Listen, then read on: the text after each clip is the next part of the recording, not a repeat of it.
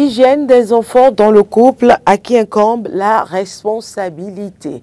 On en parle tout de suite sur Matin d'Éden. Chers amis téléspectateurs, amis auditeurs de la 102.3, à vos portables, vous pourrez nous contacter en direct sur ce plateau afin de répondre également à cette interrogation. Alors, Roland, Laurent, Tonéikès, dans le couple, on est deux et depuis hier, on parle de l'hygiène. On a parlé de l'hygiène des hommes hier. Aujourd'hui, on s'intéresse à l'hygiène des enfants au sein de la famille.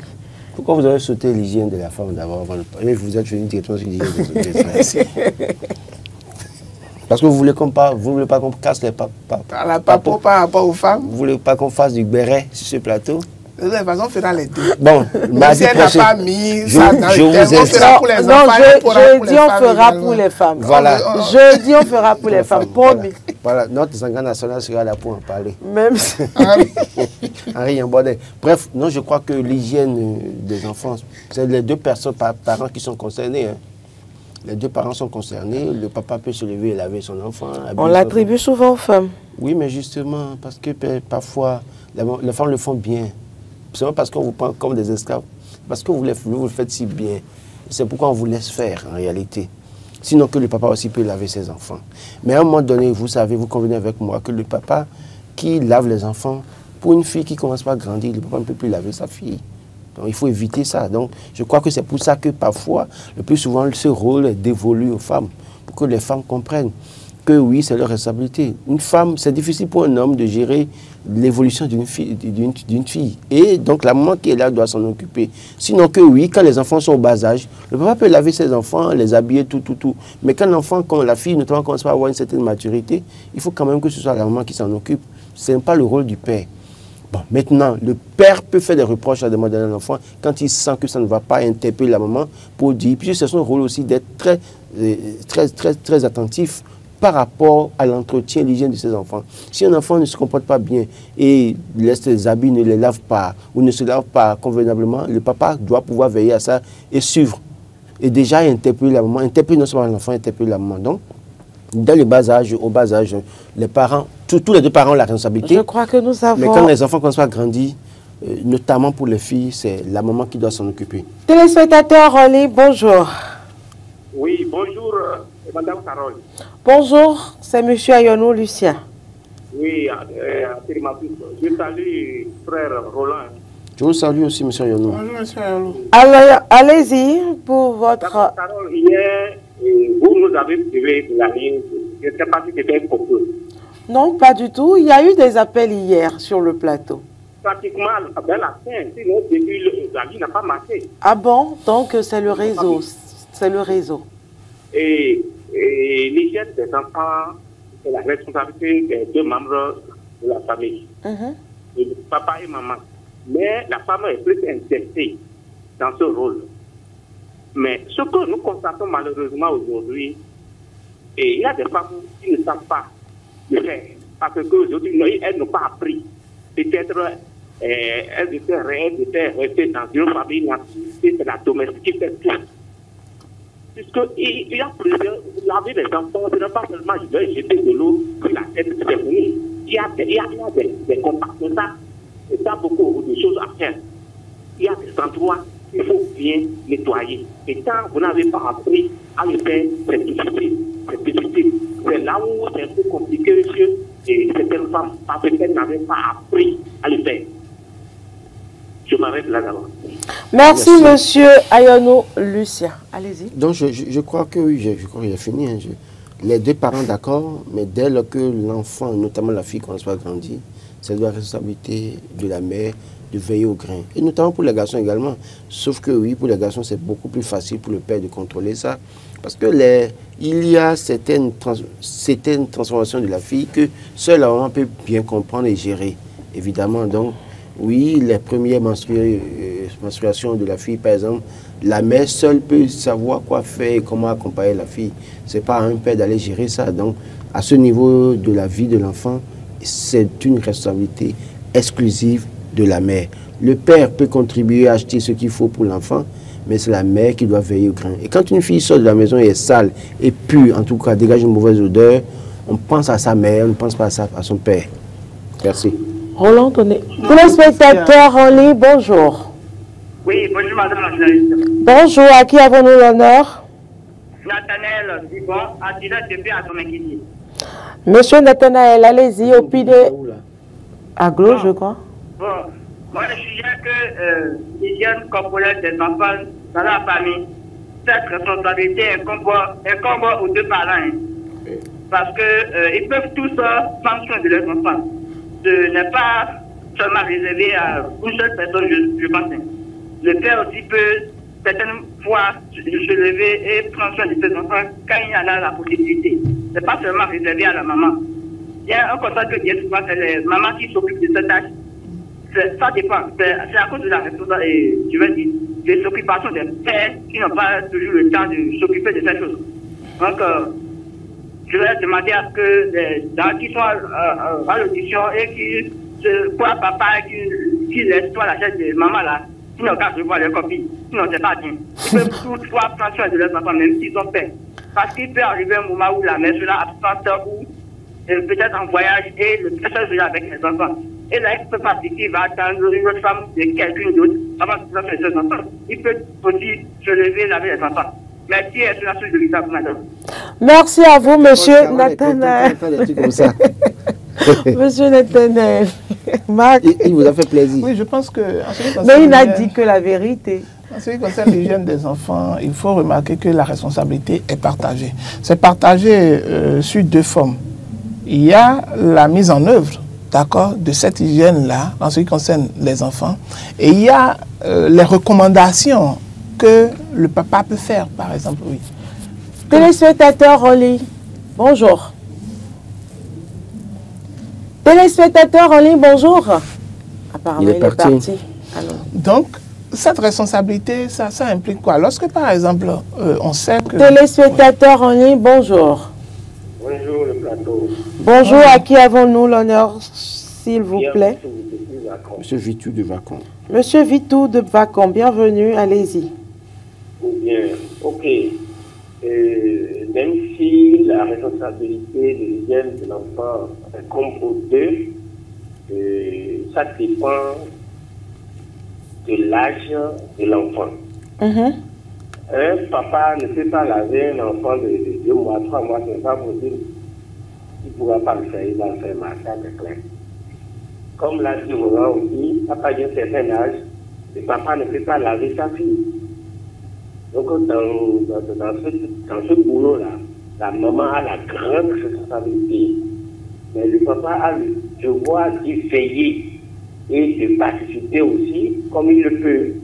Mais dire que c'est les deux qui vont le faire équitablement, ce n'est pas possible. C'est ça, c'est comme de l'âge de l'enfant. On apprend déjà à maman à laver son bébé. Et d'ailleurs, parfois, c'est la belle-mère qui vient s'en occuper pour un temps. Le premier accouchement. La mère à la femme. Donc, le papa, il y a des choses que le papa ne peut pas faire. Laver ça pour quoi? Voilà ma contribution. Merci à vous. Merci à vous, monsieur Vitou. Bonne journée à vous. Parce que ça rentre également dans une dynamique d'éducation également. Puisque la femme que vous avez aujourd'hui, je vous prends, vous, Carole Olaye, cette femme que vous êtes aujourd'hui est due au fait que votre maman vous a donné une certaine éducation liée à l'hygiène de la femme. Et l'hygiène de la femme est parfois un peu différent de l'hygiène de l'homme. Et donc, parfois, les mamans sont plus dans le rôle de pouvoir donner la ligne droite qu'il faut aux enfants filles en ce qui concerne surtout leur hygiène. Et donc, c'est à ça que vous avez gardé au fil du temps, d'accord, qui vous a permis aujourd'hui d'avoir un certain nombre d'acquis en ce qui concerne l'hygiène, par exemple, des enfants. Et vous devez à votre tour inculquer cela à vos enfants. Vous savez, les hommes sont beaucoup plus mobiles que les femmes. Et donc, en ce qui concerne cette responsabilité, je pense que ça appartient beaucoup plus à la femme de pouvoir prendre cette responsabilité-là. Le mari ou l'homme peut être là pour pouvoir dire à tel moment tu n'as pas fait ci, tu aurais dû lui faire ça, donner quelques touches d'accord, quelques retouches à tout ce que vous donnez comme conseil en hygiène pour les enfants ou tout ce que vous appliquez. Il peut également vous aider lorsque vous êtes occupé, lorsque vous n'avez pas, ou bien peut-être lorsque vous êtes un peu malade, il peut se substituer en vous pour pouvoir quand même jouer ce même rôle-là. Parce que l'éducation d'un enfant, par exemple, c'est toujours bon que les enfants vivent dans un milieu où ils aient l'éducation du père et de la mère. Pourquoi pas de la belle-mère, c'est-à-dire de la grand-mère de part et d'autre, d'un oncle peut-être par moment, par exemple. C'est toujours important. Parce que c'est ça qui affine l'éducation de l'enfant. Et c'est tout ce que cet enfant aurait accumulé. Et en devenant mère, que cet enfant pourra donner également à ses enfants. Et donc, c'est déjà primordial que déjà à la base, l'on puisse commencer à dire aux enfants, à lui montrer comment faire telle chose. Par exemple, le matin, lorsque vous imaginez, par exemple, il peut arriver, par exemple, que certaines mamans aient été mal éduquées en ce qui concerne l'hygiène, d'accord, d'elles-mêmes. C'est-à-dire, quand elles étaient enfants, leur maman ne leur a pas donné une bonne habitude, d'accord, en matière d'hygiène, et qu'elles aient grandi avec ça, ça veut dire que, alors que de l'autre côté, l'homme a reçu une bonne hygiène, d'accord. Et donc, enfin, lorsqu'ils vont former le couple, la femme, elle va mal éduquer les enfants en ce qui concerne leur hygiène. Et il reviendra à l'homme en ce moment de rectifier le tir pour dire non. C'est pour ça que parfois, dans des couples, vous avez des femmes qui sont un peu désordonnées et vous avez des hommes qui aiment l'ordre. Même au niveau de l'aménagement de la chambre, au niveau de la disposition des choses, il y a des hommes qui sont même plus propres et plus sains que beaucoup de femmes. Et donc, c'est eux qui impriment cette dynamique-là dans le couple. Contrairement à cette femme qui est toute désordonnée, qui se lave peut-être à peine une fois dans la journée, qui porte les pailles, qui laisse couler les seins à tout bout de champ. Et donc, il y a un certain nombre de choses. Vous avez attaquer les femmes sur ce plateau. Donc, il y a ces femmes-là. Je vous donne rendez-vous jeudi. Donc, il y a ces femmes-là qui n'ont pas cette culture-là de l'hygiène. Et donc, cela, il serait difficile de pouvoir inculquer cela à leurs enfants. Et donc, parfois, il y a des hommes qui sont même mieux même que les mamans qui doivent normalement jouer ce rôle et qui jouent également mieux le rôle qui, finalement, c'est eux qui sont à la baguette les matins avant que les enfants n'aillent à l'école. C'est lui qui sera obligé, par exemple, de suivre la femme. Non, non, faut bien brosser tel côté des dents à l'enfant, faut bien faire ci, faut bien le laver. Non, non, il n'est pas propre, il faut qu'il retourne encore à la douche. Et donc, cela n'est pas peut-être mauvais en soi, parce que un couple, on se retrouve pour former une seule chair, dit-on, non? Et donc, on va se conseiller, on va se compléter mutuellement. Est-ce que les polygames forment une seule chair? Est-ce que les polygames forment une seule chair? Bien sûr, bon, ça c'est un autre débat. Hein. Bon, bref, je crois que oui, l'hygiène des enfants passe par l'exemplarité, le modèle. Si la maman n'est pas modèle, en termes d'hygiène, elle peut tout enseigner, l'enfant ne va pas apprendre.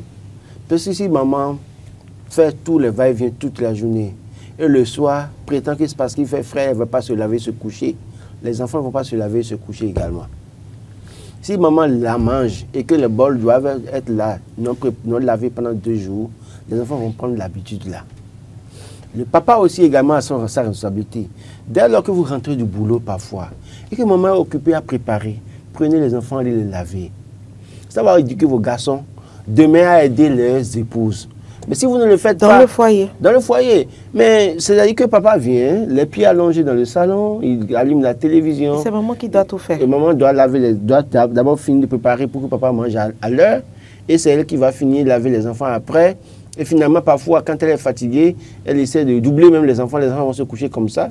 Les enfants prennent l'habitude de ne pas se laver. Et quand ça évolue comme ça, à un moment donné, ça entraîne d'autres choses, des maladies ou d'autres situations ingérables. Je crois que véritablement, ce n'est pas le modèle que nous devons enseigner, l'hygiène des enfants. Il s'agira pas, il n'y a pas de comment vous appelez, de modèle type pour dire, bon, il faut faire ci, faire ça. Si la maman se lève le matin, et va se brosser, l'enfant voit la maman aller à la douche, sous la douche se laver pour se brosser, et que l'enfant voit ça, l'enfant va se brosser.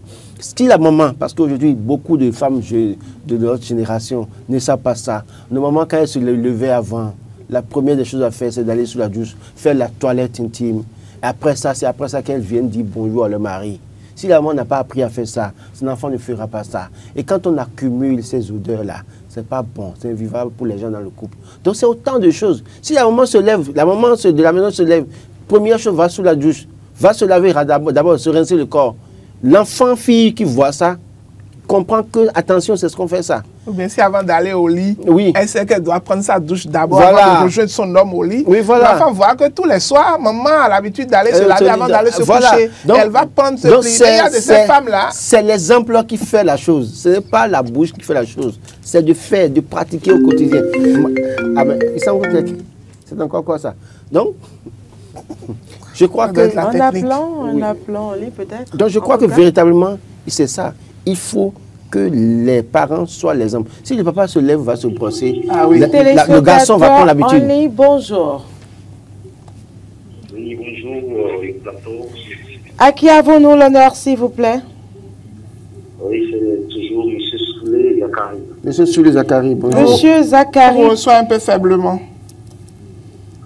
Oui, bonjour. Voilà. Salut, Soulé Zakari. Oui, nous vous recevons bon maintenant. Bonjour, monsieur. Vous nous appelez d'où, s'il vous plaît? De Paris, je crois. De Paris. De Paris, oui, oui. Ça peut changer? Oui, la dernière fois, il était au Bénin, si je me trompe, ou bien monsieur Soulé. Allez-y. Bonjour. Donc, ma contribution à ce sujet, c'est pour dire que la responsabilité entre les deux parents, comme les deux parents, c'est à part égal parce que, effectivement, le papa peut laver ses enfants et la maman, généralement, fait ça souvent. Et à un certain âge, si on constate que même si l'enfant est un nouveau-né et que le papa ne peut pas laver ce nouveau-né, mais au moins déjà le fait d'aller acheter les produits d'entretien corporel ou demander à sa femme faire les toilettes à l'enfant, ou c'est une participation déjà. Donc je pense que c'est à part égale. Il n'y a pas égal. C'est ma contribution, ça. Merci à vous, Monsieur Zakari Soulé.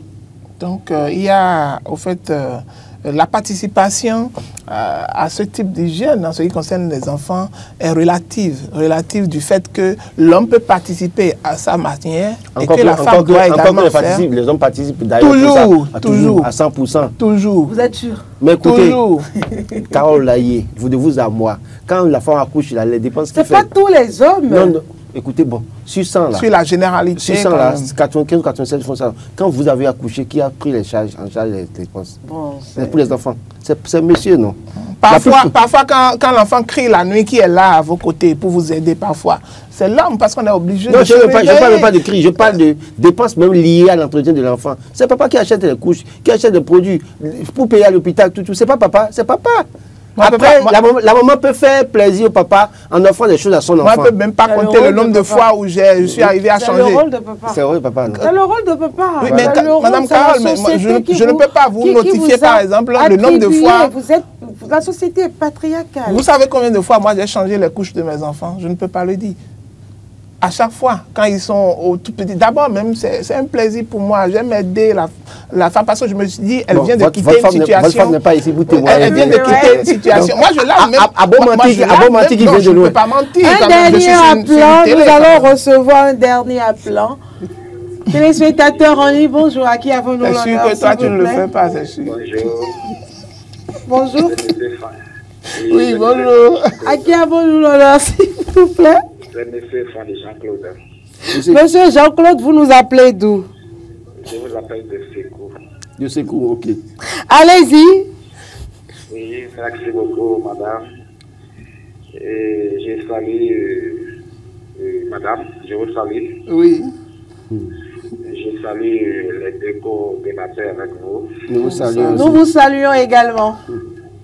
Et je crois que l'entretien des enfants dans le couple, oui. Je crois que ça revient à maman. Voilà. Parce qu'il ne faut pas faire la langue de bois. S'il n'y a pas de domestique, directement c'est maman. Si entre-temps papa fait ça, c'est pour témoigner son amour à maman. Aussi, nous voyons aussi dans la ville des papas qui portent les enfants au dos et tout ça, tout ça là, c'est pour faire plaisir à maman. C'est le film. C'est des papas adorables. Maintenant, fondamentalement, et faire la toilette aux enfants, tout ça là, c'est maman qui doit suivre. Si c'est une fille surtout, c'est maman, les toilettes intimes, tout ça là, c'est maman qui doit faire ça avec sa fille. Vous voyez? Donc, si c'est garçon. Monsieur Jean-Claude, il est parti. Il est parti aussi. Voilà.